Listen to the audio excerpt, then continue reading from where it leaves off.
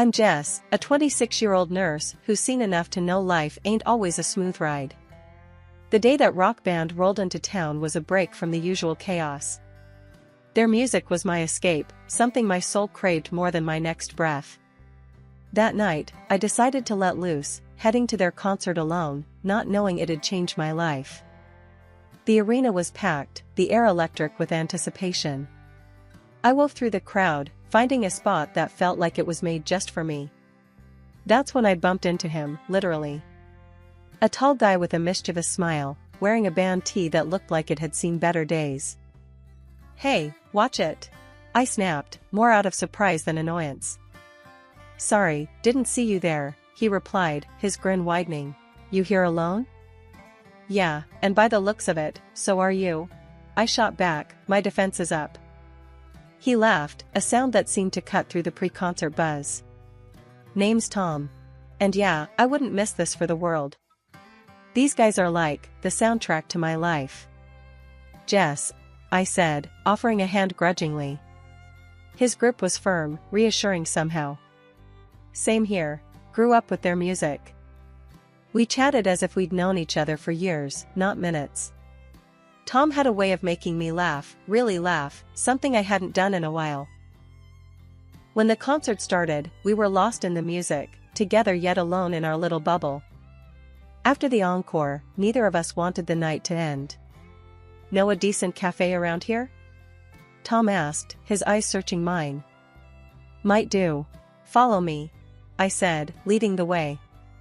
The cafe was quiet, a stark contrast to the concert's frenzy. We found a secluded corner, our conversation flowing as easily as the coffee. "So, nurse, huh?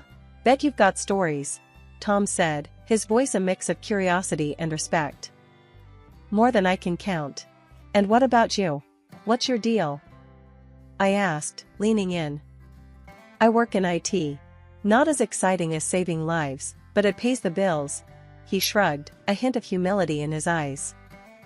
We talked about everything and nothing, from our craziest dreams to our mundane daily gripes. It felt natural, easy. Before we knew it, hours had passed. "Should probably get going," Tom said reluctantly. "But I don't want this to be the last time we talk." "Me neither," I admitted, feeling a connection I couldn't quite explain. We exchanged phones, typing in our numbers with the promise of a call. As we said goodbye, I felt something shift inside me. Maybe it was the music, the night, or just Tom himself, but I walked away feeling lighter, my heart pounding in my chest. After a few months of dating Tom, the day came to meet his family, or more accurately, his mom. He'd been upfront about living with her, saying she was all he had in terms of family. I respected that. My own family was just my grandma, after all. Tom's place was modest, a cozy little house with a garden that looked like it needed a bit of love. "Mom's inside," he said, a hint of nervousness in his voice as we approached the door. It struck me then how important this was to him, and suddenly, I was the one feeling jittery. The door swung open to reveal a woman in her late 50s, her hair a tangle of curls, eyes sharp as they landed on me. "So, you're Jess," she said, her voice carrying a note that I couldn't quite place. Was it curiosity? Suspicion?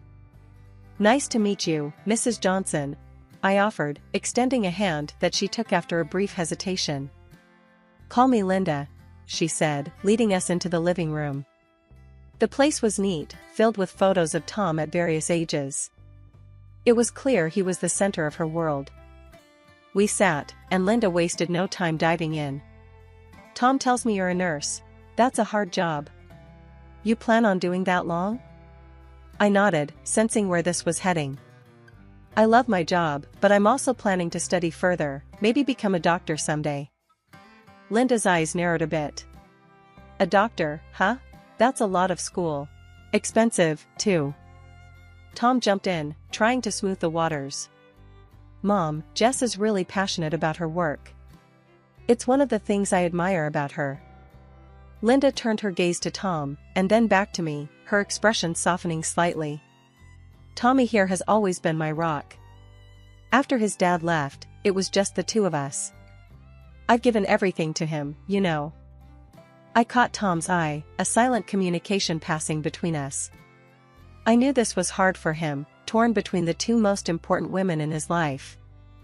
Linda continued. I rely on Tom for a lot. He's been so good to me, giving me half his salary every month. It's only fair, after all I've sacrificed. The air in the room felt heavier, the tension palpable. I didn't know what to say. It was clear Linda expected this arrangement to continue, even with me in the picture. And what about your family, Jess? Linda's question snapped me back to the moment. I was raised by my grandmother, I said, my voice steady. My parents died when I was young. Grandma's all I have. Linda nodded, a strange satisfaction in her eyes. Well, if you and Tom are serious, I'd expect you to contribute as well. $800 a month should cover it. I choked on the tea I'd been sipping. $800? Tom's hand found mine under the table, squeezing it gently. We'll work something out, Mom. Jess and I are a team now. When Tom and I decided to tie the knot, we knew it wouldn't be a lavish affair, but nothing prepared me for the battle over our wedding plans. Linda had her own ideas about saving money, which basically meant cutting down our guest list to a handful and scrapping any unnecessary celebrations. I wanted simple, sure, but I also wanted some joy, some celebration of us. One evening, as we sat down with Linda to discuss the wedding plans, the tension was thicker than the coffee Tom had brewed. So, I was thinking, Linda began, in that way that told you she wasn't just thinking, she was deciding. Why waste money on a big venue when we have a perfectly good backyard? Tom squeezed my hand under the table, a silent plea for patience. Mom, Jess, and I were hoping for a bit more, celebration. Not just a backyard thing. Linda's eyes narrowed, her lips pursing in that familiar line of disapproval. And who's going to pay for this celebration? You too? With what money? I took a deep breath, readying myself. We've been saving, Linda. And it's not like we want something extravagant. Just something a bit more special than the backyard. Linda scoffed. Special? You think spending money you don't have on one day is special? You know what's special? Security. Not starting your married life in debt. I could feel my patience wearing thin, but I held my ground. We understand the value of money, Linda. We're not talking about going into debt. Just a modest celebration at a small venue. We've done the math. Despite Linda's protests, we managed to reach a compromise of sorts, a small venue, close family and friends, and a strict budget. Linda insisted on overseeing the catering, claiming she could cut costs, which meant we ended up with a buffet that was more potluck than professional. On the day of our wedding, the venue looked, well, modest. My grandma, the one person from my family there, whispered to me as I readied myself. This Linda, she's a piece of work, isn't she? Just remember, dear, you're marrying Tom, not his mother. The ceremony was short and sweet. Tom looked handsome, and when I walked down the aisle towards him, the look in his eyes told me we'd made the right choice. It was our moment, and even Linda couldn't tarnish that. At the reception, as guests mingled and the homemade buffet was served, Linda took it upon herself to remind everyone how much money we'd saved. Just think what they can now put towards their future, she announced to a group of our friends, who nodded politely, their expressions a mix of amusement and sympathy. Tom's best man, Mike, a childhood friend who knew the family dynamics all too well, leaned over to us with a grin. Hey, at least she didn't charge entry, right? I laughed, the tension of the past weeks melting away in the warmth of the moment. Tom wrapped an arm around my waist, pulling me close. We did it, Jess. Despite everything, we did it. Yeah, I agreed, leaning my head against his shoulder. And now, we start our lives together, just us. And Linda, Tom added with a wry smile, earning him a playful jab in the ribs from me. Settling into married life with Tom was like navigating a boat on choppy waters. Our tiny rented apartment became our haven, a place where we planned to build our future together. But the shadow of financial strain loomed large over us, darkening even our brightest moments. One chilly evening, as we sat huddled over our budget spreadsheet, the reality of our situation hit me hard. "Look at this, Tom," I said, pointing at the screen. "After rent, bills, and your mom's $800, there's barely anything left for us." Tom rubbed his eyes, weary from the long day. "I know, Jess. But what can we do? Mom depends on that money." I sighed, frustration bubbling inside me. But does she really need that much? We're barely scraping by as it is. And we've been putting off so many things, like fixing the car, and even thinking about a down payment for a house. Tom's expression hardened, a defensive edge creeping into his voice. "Jess, we've been over this. My mom raised me by herself. It's my duty to take care of her now." The argument ended with us in a tense silence, each stewing in our own stubbornness. But it didn't end there. Linda, ever the persistent one, took to calling me regularly, each conversation a thinly veiled reminder not to forget the $800 monthly tribute to her bank account. And when calls didn't cut it, she'd appear at our doorstep, lamenting her hard life and hinting heavily that a little more financial support wouldn't go amiss. I did my best to ignore the hints, to smile and nod and change the subject. But it grated on me, the constant pressure, the relentless reminders of a debt Tom felt we owed. Finally, one evening, after another of Linda's visits, I couldn't hold it in any longer. "Tom, we need to talk about your mom," I started, the day's frustrations bubbling to the surface. "I'm tired, Tom.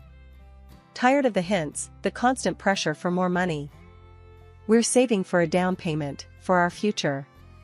Can't she see that?" Tom's face went from puzzled to dark in seconds. "My mom is always right, Jess," he said, his voice icy. "You have no right to talk about her like that. She sacrificed everything for me." His words hit like a slap. "So what, our plans, our future, doesn't count for anything?" I shot back, anger rising. That was it. Tom shut down, walls up, and suddenly we were two strangers living in the same space. He wouldn't talk to me, not really. Our conversations dwindled to nothing, replaced by messages left on stickers on the fridge. "Need milk. Working late." The bare minimum of communication.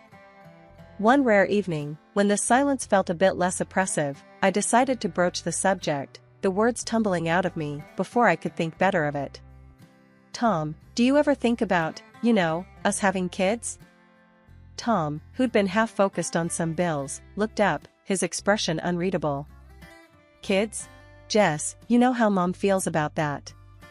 She's already stretched thin with just us helping out." "Yeah, but it's not about her, is it? It's about us, what we want," I said, a hint of desperation creeping into my voice. Tom sighed, setting the bills aside. I know, but think about it. The money, the time. How are we supposed to manage all that? Plus, Mom, she's outright against it. Says it's too much expense, too much hassle."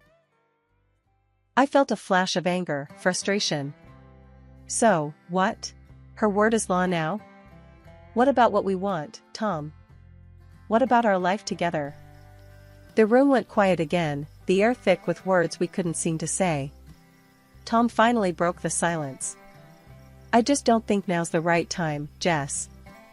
Maybe later, when things are better." The next day, Linda's unannounced visit threw gasoline on the already smoldering embers. "I heard you two talking about kids," she started, her tone accusatory as if the mere thought was an affront to her. "Yeah, so?" I said, my patience worn thin. Linda's eyes narrowed. "So, you think you can just bring kids into this mess?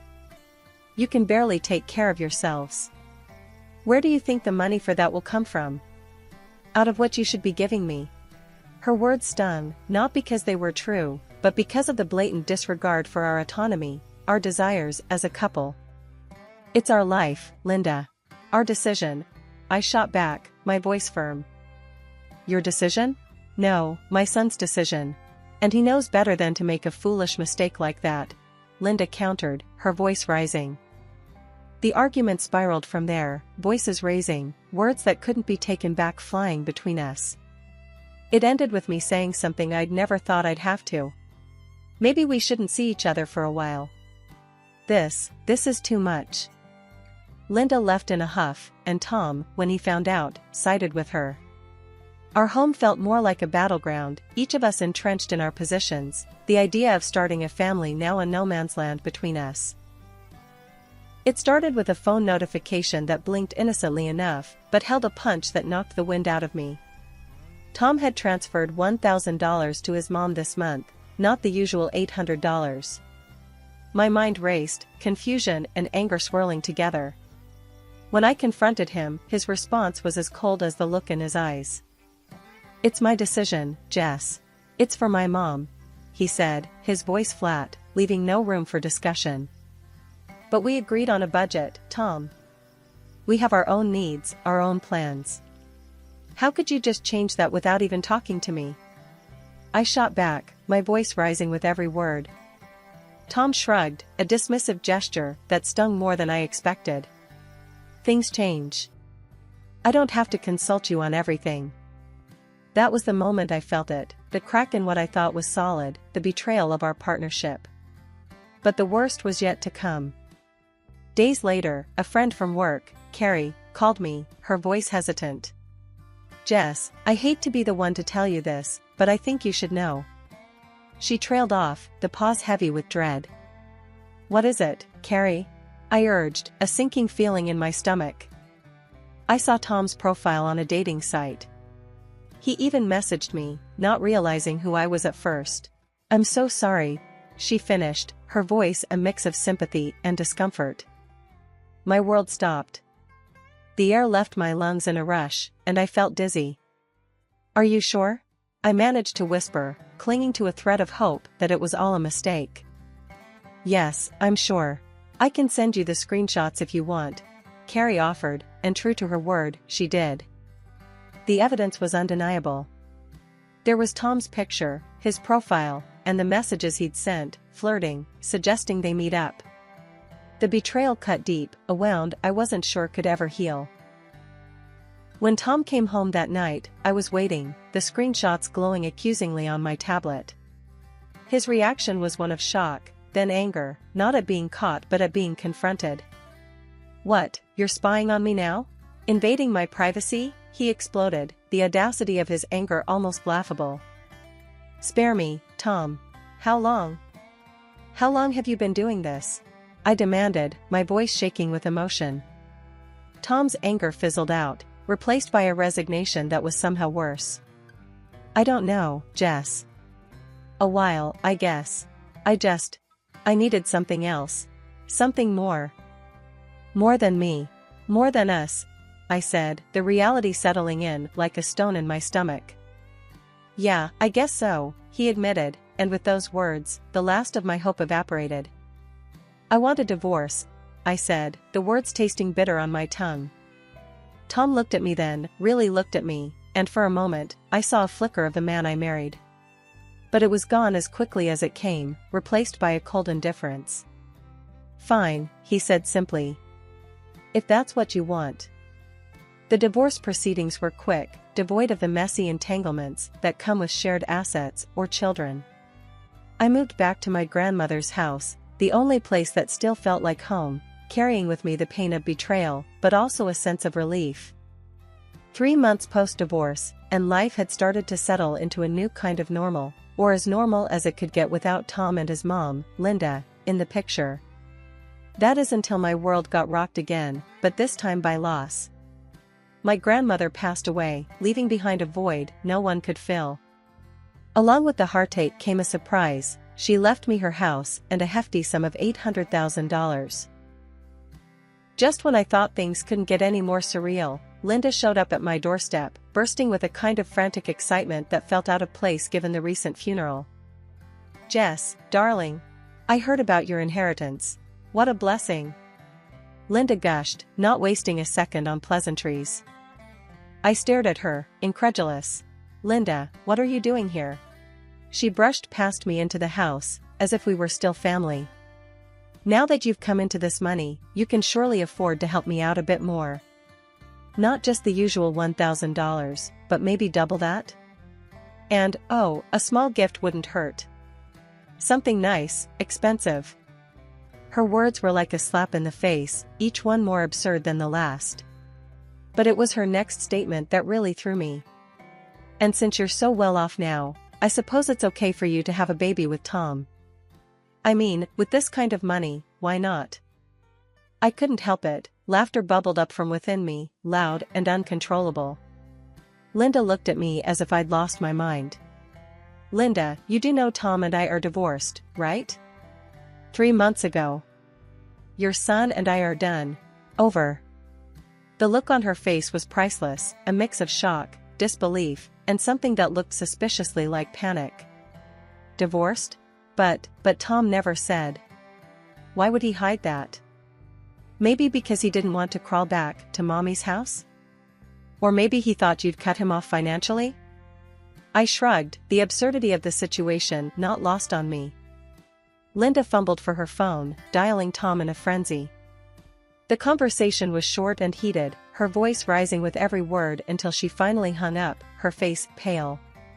He said it's true. Said he didn't tell me because he wanted to maintain independence. Independence. Now he tells me this, when we could have been rich. Linda, it's time for you to go, I said, my patience wearing thin. She stood, defeated, but then, with a last-ditch effort, she turned to me. Jess, can't you reconsider? For the sake of the family? Tom made a mistake, but surely. I cut her off with another round of laughter. Linda, there is no family, not between me and Tom. And after everything, you really think I'd go back to him? Please, leave. One morning, as I sat in the kitchen with a cup of coffee, the sun casting gentle patterns on the table, there was a knock at the door. Hesitant, I approached, half expecting Linda or, worse, Tom, to be on the other side. Instead, I found an old friend from nursing school, Maya, her face bright with a smile that was both comforting and contagious. I heard about your grandma, Jess. I'm so sorry. And then I heard about, well, everything else, Maya said, stepping inside as I waved her in. We sat down, and over coffee, we caught up on life, on the turns mine had taken, and on her adventures since we last spoke. It was Maya who, after hearing my story, looked me dead in the eye and said, Jess, it's time. Time to move on, for real. You've got this chance, this freedom. What's stopping you from taking the leap? Her words struck a chord.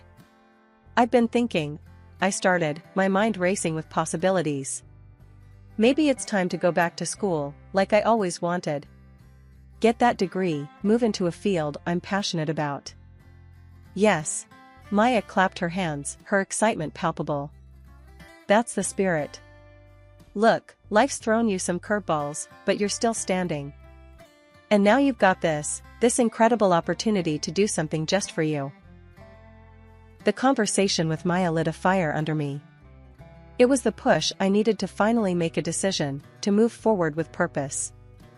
I started researching programs that night, my heart set on advancing my career in a way I'd only ever dreamed of.